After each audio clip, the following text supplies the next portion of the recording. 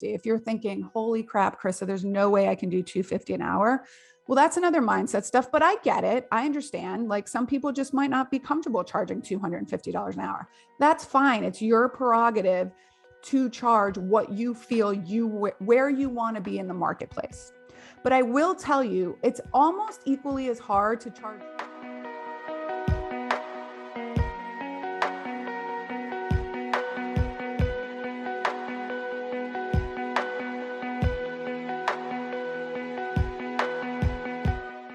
Hey everyone, welcome back to another episode of Female Empowered. I am your host, Krista Gurka. I like to describe myself as an accidental entrepreneur. I had no intention of getting into business as a child, as a teen, even in physical therapy school.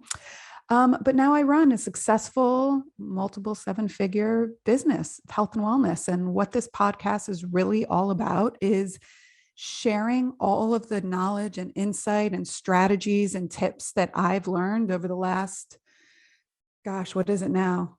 12 years, 13, 14 years in business. And I want to share them with all of you so that there's more room for success, whatever success looks like for you in your world and your life. And I'm happy to have you joining me today. So today, what we're going to actually talk about is what's required of you to surpass $300,000 in revenue in your business.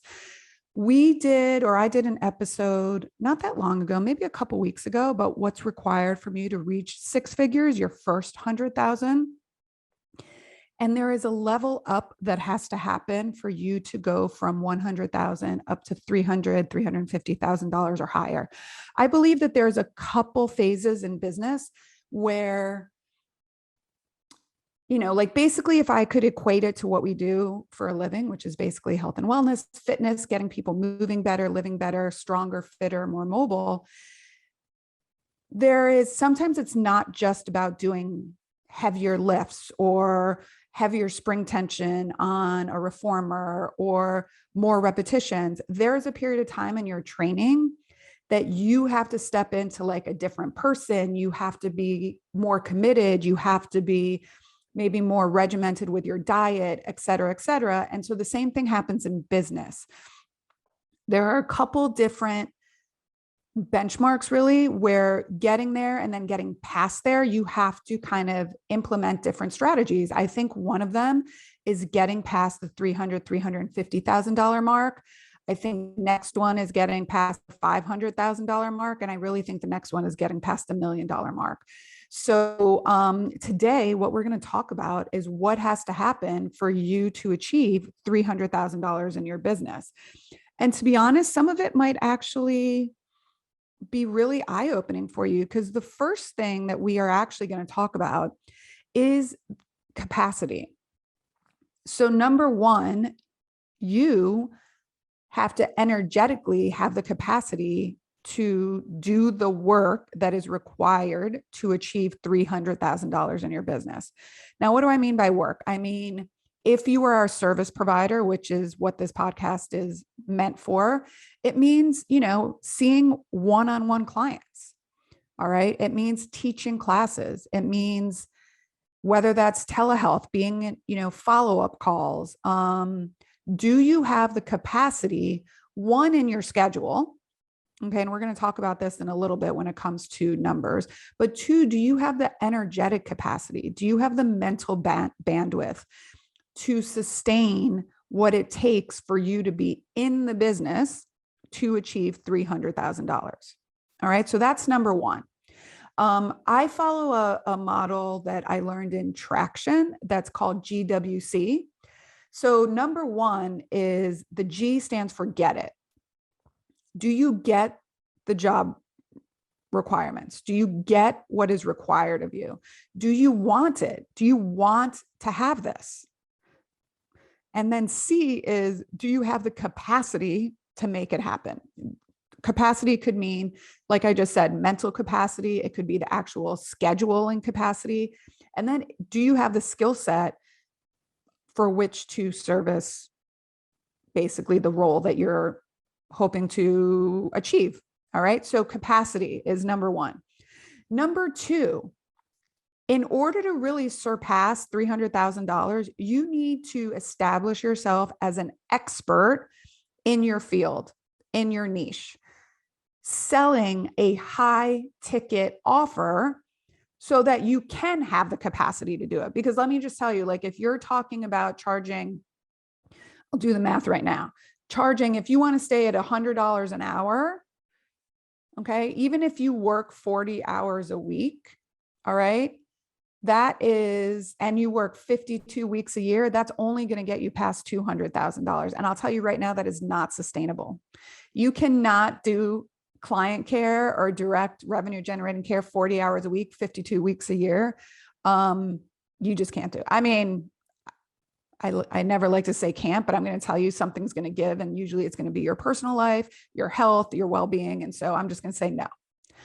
That's going to be a hard pass on that. Okay. So you have to start learning to sell high ticket items, high ticket services. All right. Number 3, what has to happen is you have to have systems and processes in your business that are automated. Because if you are doing, again, if you're doing everything in your business manually, that means sending follow-up emails, sending payment links, scheduling, reminders, documentation, you're not going to be able to see 40 patients. You're probably not even going to be able to see 20, 25 patients or clients or teach classes because you have to spend so much time doing all of this stuff. So getting the groundwork in, putting the front loading the work so that you have systems and processes that are automated is going to be essential to getting to $300,000 or more in your business. Along with that is you are going to have clear vision and mission. You are going to have to know what are your non-negotiables? What are your boundaries and what are your goals? Why are you doing this? Because at some point it's going to get really hard. And if you don't have these set out to keep you on track and avoid shiny object syndrome, you'll get lost and you'll feel burnt out. And so nobody wants that. So again, not sustainable. If you don't have a clear vision of where you're going and why you're going there, it won't work. All right. The next 2 things are you really kind of goes back to being the expert and having high ticket items. You have to be set up for pricing accuracy to allow for the appropriate profit margins. So I'm going to say that again. You have to be set up if you want to achieve and surpass $300,000 in revenue, annual revenue. You have to be set up for pricing accuracy and for the appropriate and necessary profit margins. And last, but certainly not least, and this again goes with pretty much everything that we talked about, capacity, being the expert, systematizing, automating, having a vision, pricing accuracy, and profit margins, you're probably going to have somebody on your team. That doesn't mean you have to have a large team, but it does mean you're probably going to have at least a virtual assistant, a part-time assistant, someone that can take some of the administrative tasks off your plate, or an assistant, meaning like another instructor, another physical therapist, somebody that can actually service some of the offerings. All right. So let's go into let's talk numbers now. Let's talk about how you can sell high ticket, low volume so that you don't run yourself into the ground when you're trying to reach that $300,000 revenue mark in your business. Okay. So from a purely numbers perspective, all right, if you charge $250 a visit, whether you're a personal trainer, whether you are a physical therapist, whether you are an appointment based, like a class-based model, so you're a boutique fitness studio, $250 per hour. Okay. So if you're doing classes and you have 10 people in a class, each person should be paying $25. That's $250. If you have 5 people in a class and each person should be paying $50, that's $250. Right. So those are the ways you want to look at it. $250 an hour. you will need to have 25 revenue generating hours a week. So that could mean 25 one-on-ones if you're charging $250 an hour. That could mean 25 classes where you're generating $250 per hour. All right. That could mean a combination of both. Now, you can also have, so this is where I was saying like the combo model, hybrid kind of model where you're doing one-on-ones and classes.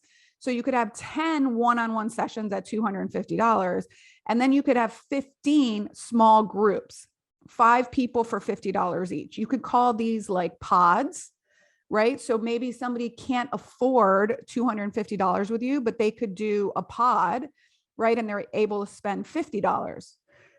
So now it also, what that also does for you, it allows you the opportunity to bring more people in on your schedule, but not with more time. So you're seeing those 5 people within 1 hour instead of spreading those 5 people out 5 hours a week. So that's a really great thing to do, especially when you are reaching capacity in your schedule. Start these little pods. It's a benefit to the client because they're paying less, and it's a benefit to you from a time capacity and an energy capacity system. All right. The other thing you can think about is if you see 15 visits a week at $250 an hour, you work 15 hours a week, revenue generating at $250 an hour, and you have an associate, another instructor, another physical therapist work 25 hours a week, and they're generating $100 an hour.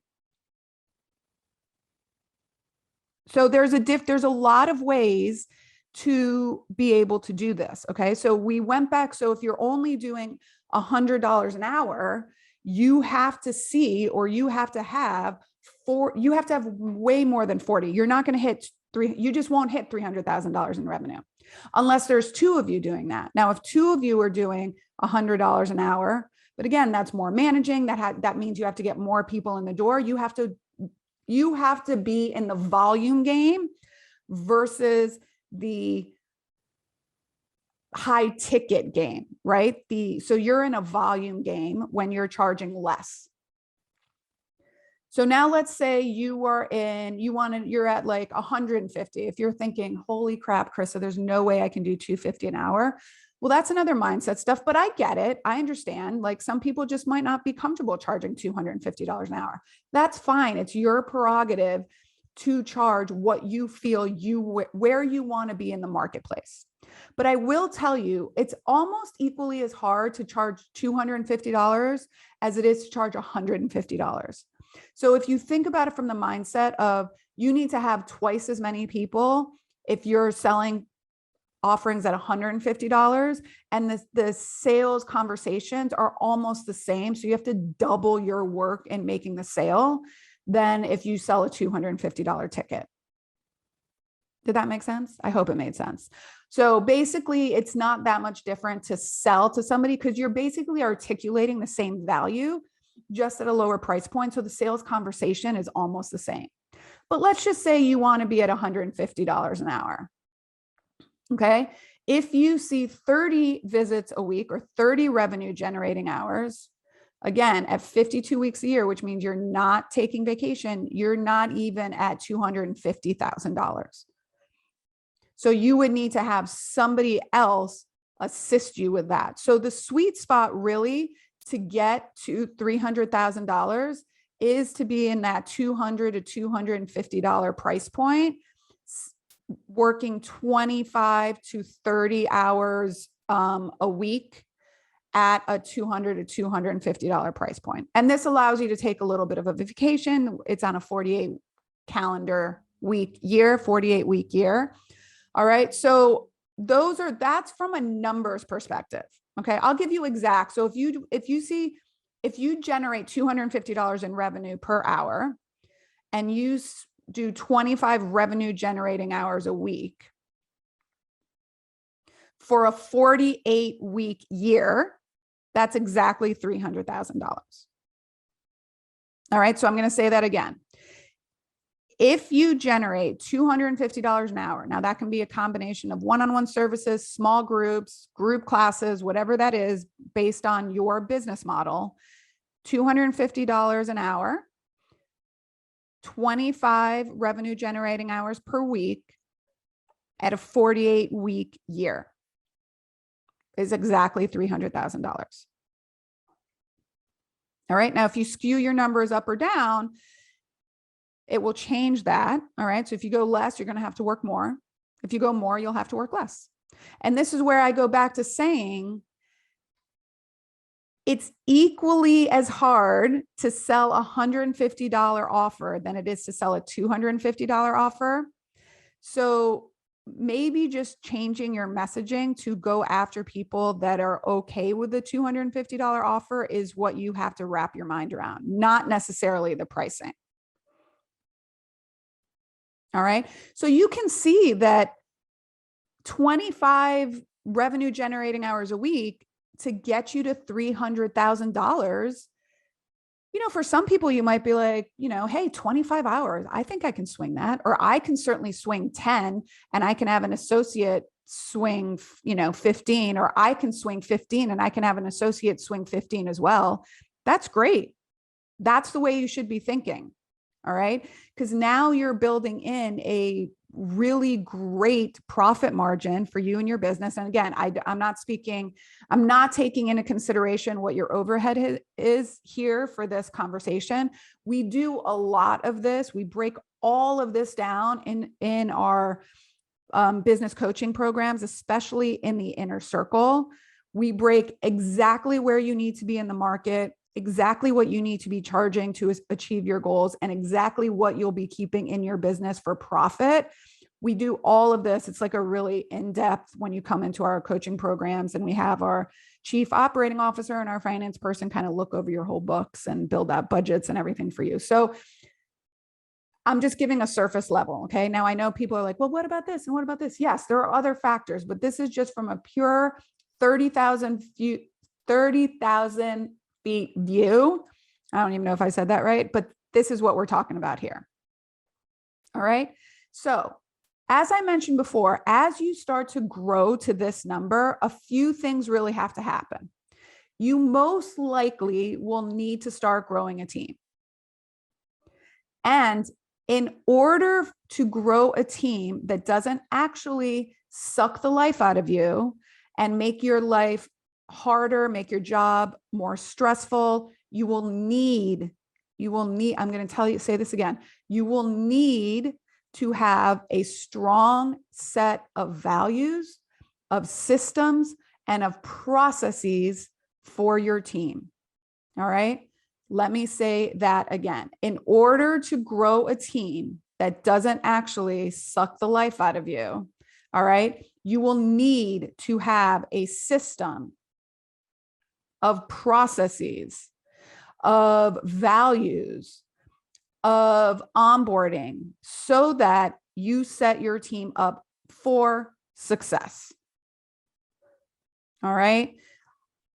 I really had to kind of put a pause on my business for a period of time, almost a year, in a growth phase, because I had to level up my skills as a leader and as a manager, because I'll be perfectly honest, I sucked at it.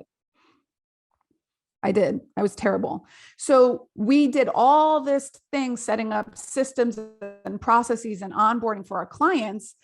And as my team grew, I didn't do that internally. And that's one of the biggest regrets I had as we started to grow, is like it happened so fast, and I feel very fortunate and lucky for that. But like the rapid amount of growth literally broke my business and broke me in the process. All right. So once you start growing a team, your team becomes your number one priority. Your team becomes your number one client.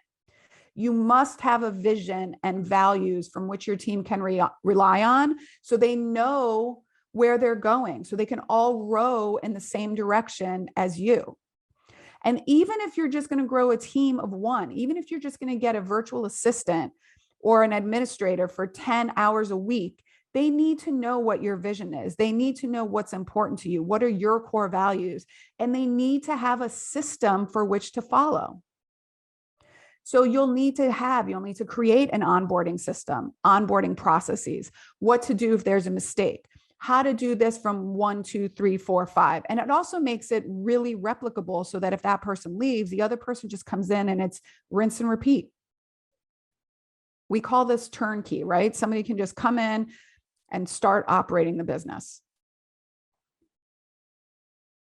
So you have to start small. I love they used to say this. They used to say this. I don't know if you've ever done any like CBD or anything like that. But when we used to talk to physicians about how they recommend CBD for our patients and clients, they used to say, start low and teeter up.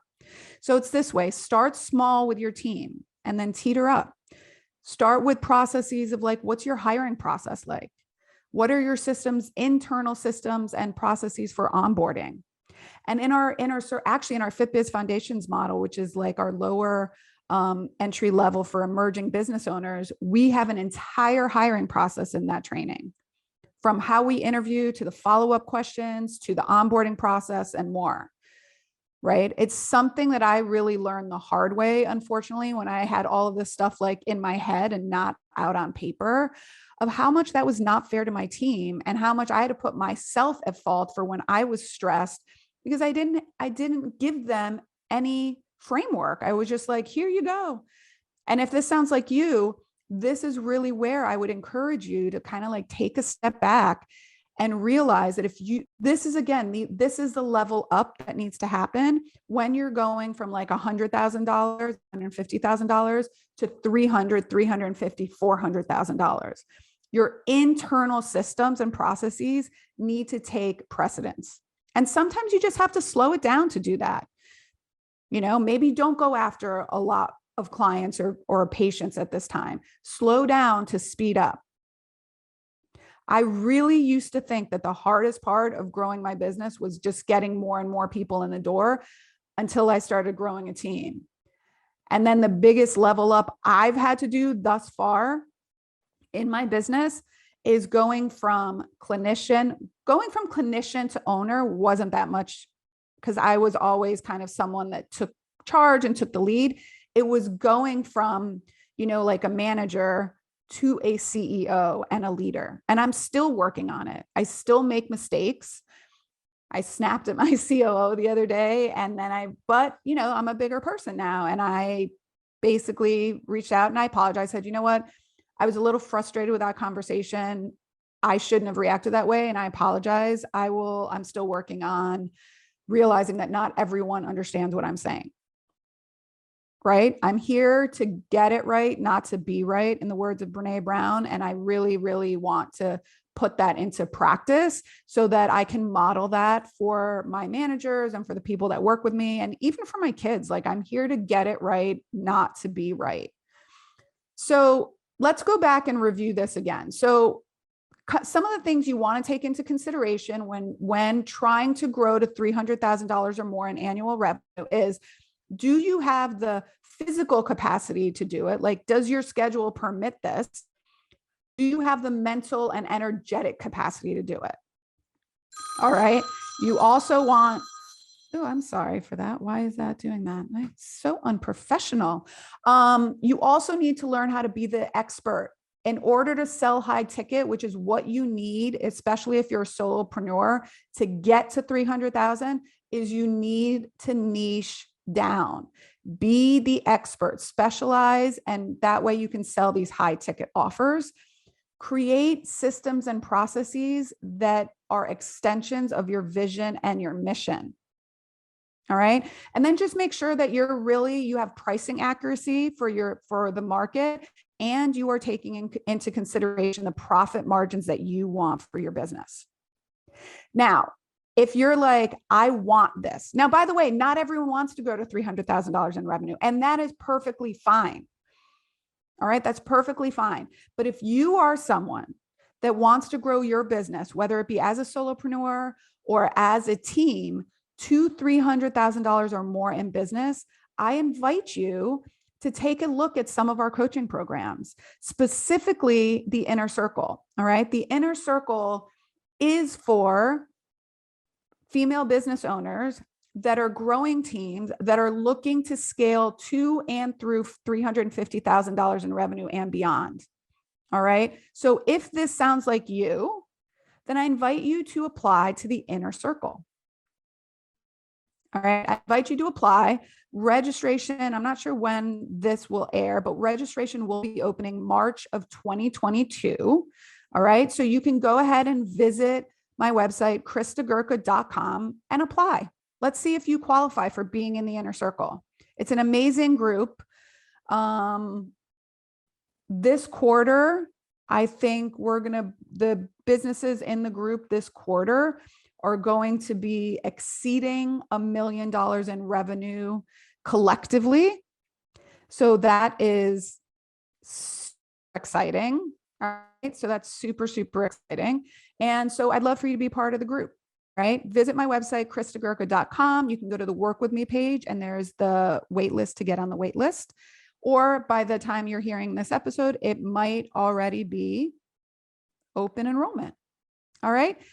So that's all I have for you, my friends. If you have questions, go ahead and DM me over on Instagram. I would love, love, love if you really enjoyed this episode. If you listen to other episodes, if you could leave me an honest review wherever you're listening to this podcast, just scroll down. It does help me. So this is me asking you to help me. Help me. You help me. I'm trying to do the Cuba Gooding Jr. in, oh my God, the Tom Cruise movie. I can't remember what the title of it is right now, but help me help you. All right. But that's it. That's what I got for you. I hope you come back and check out Friday's episode. And until next time, my friends, bye for now.